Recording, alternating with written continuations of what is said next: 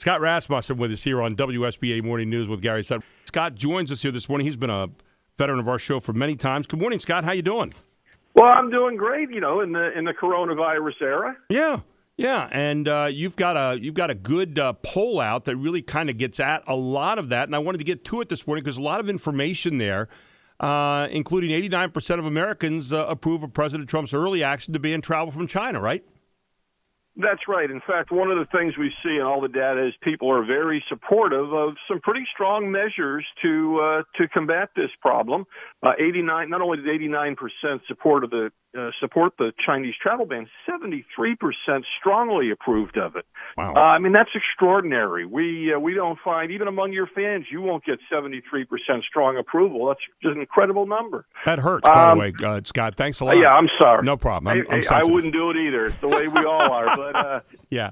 But 84% also support the ban on travel from Europe, and humorously, I guess, the lowest level of support was for the cancellation of March Madness and professional sports events.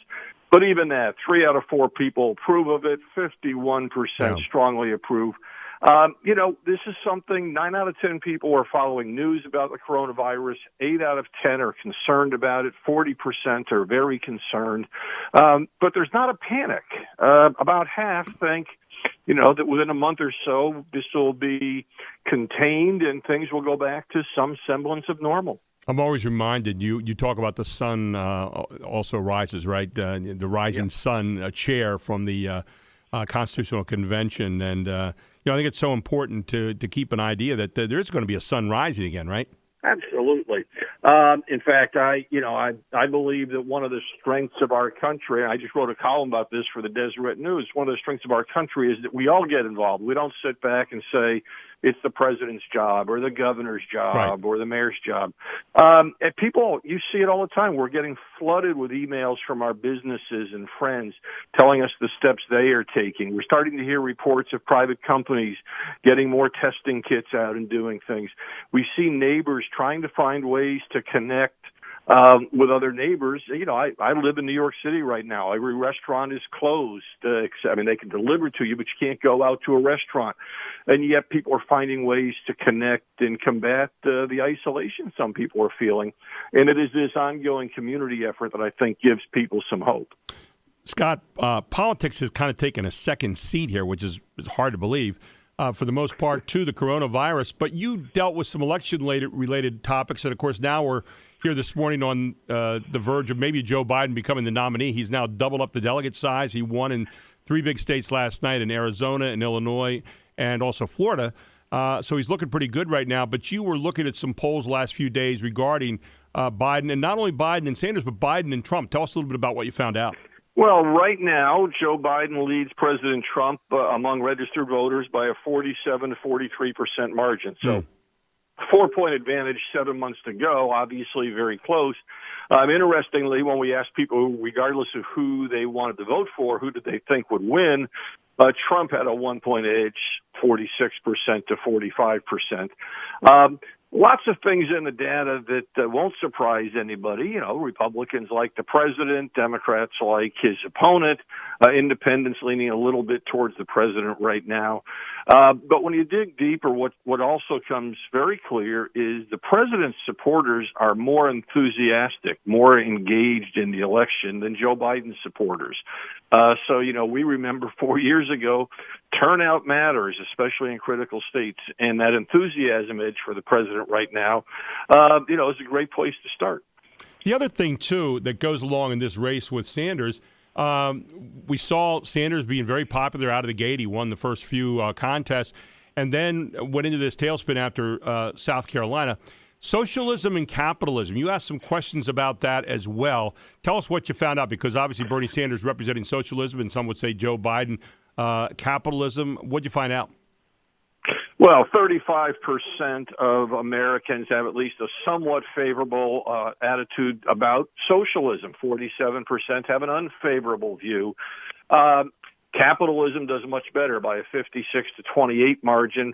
Voters say they like capitalism. A couple of interesting points, though, in the data. First, younger voters, about half of them say they like socialism. Secondly, when you talk to Democrats, the support for capitalism and socialism is about the same. When you talk to Republicans and independents, capitalism fares much better.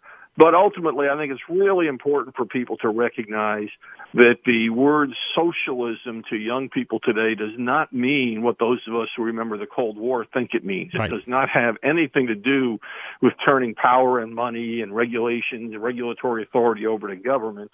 It's much more of an idea of a community engagement and perhaps a kinder, gentler form of capitalism. Well, plus you have more of a European look at it, where in Europe they say, oh, well, we believe in capitalism, but we believe in putting some limits on it. That would be more the direction of where they're kind of headed, right? Yes, and I think, very few people who like socialism think of it as an economic policy. This is really hard for people who grew up in an earlier time to grasp, but socialism is not thought of as a competition to capitalism. In fact, 8 out of 10 people who say they like socialism also like free markets. They are seen as addressing entirely different questions. So this is something, and look, people, I tell this to people all the time, and I hear pushback, well, that says our schools are failing, or kids need to read up on what socialism is. Actually, I think we need to recognize that over time the meaning of words changed. And the example I continually give is my understanding of what the word middle-aged is different than it was 20 years ago. That's right. And that's what's happening to socialism. So the people who oppose socialism strongly still think of it. They say, look at Venezuela. They think of it the way it used to be. But we're not seeing the same thing among young folks. Yeah, they're looking more at the some of the things happening maybe in the Scandinavian countries and so forth, and that's kind of where they will glance right now and then. Scott, somebody asked me today when they saw you were going to be on, they said, could you ask Scott about how he goes about polling something like this? What's the methodology? And we have about a minute left. I thought maybe you'd give a real quick abridged version of your methodology. When you do a poll in today's era, it is an ongoing challenge. You have to find voters in different ways. So we reach out online. Phone polling, in my opinion, is not quite dead, but pretty close to it. So we do place some phone calls, but you can only really call landlines, and you're reaching people who are 55 or 60 and older with that.